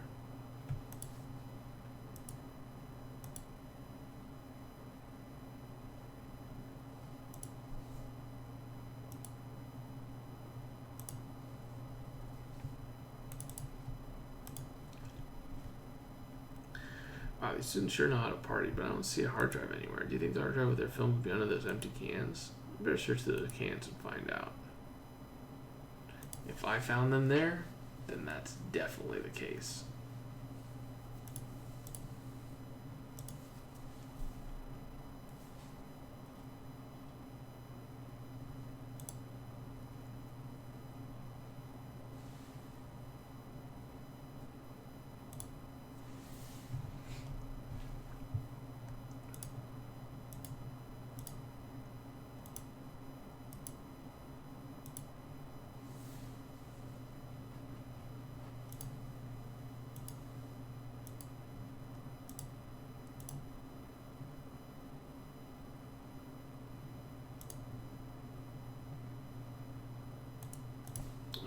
Clicked.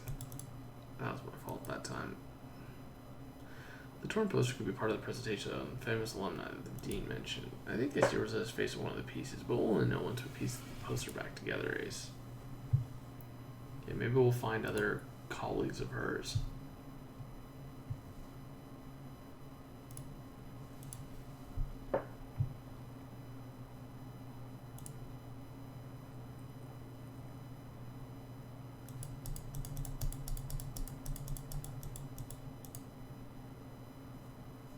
Ooh, there we go. Your hunches do have a knack for paying off, Ace. That bit of plastic you found in those cans looks like an external hard drive. Add that to the sticker that looks like the killer's mask from the student film. This thing has to contain the existing footage. But Alice could help us dig through the files on the hard drive. Let's get it to him. Sounds like a plan. 9 hours.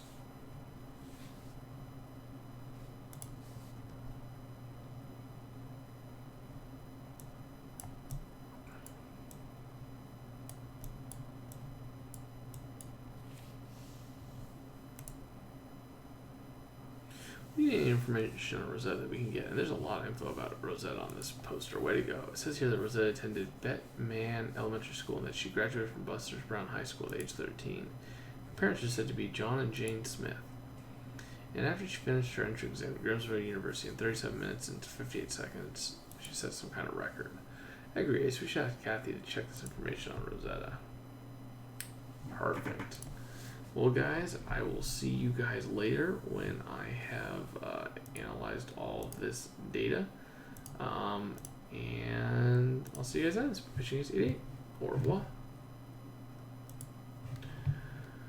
Alright, guys, so I just gotta get one more star, and then I'm gonna be closing off the stream, and I'm going to be editing my videos and making sure I can upload everything all there. So thank you all for hopping on. It's been a blast. I've been up for a long time. For those of you guys who were with me for the whole time, that's awesome. Plane, and where's the snake? There it is.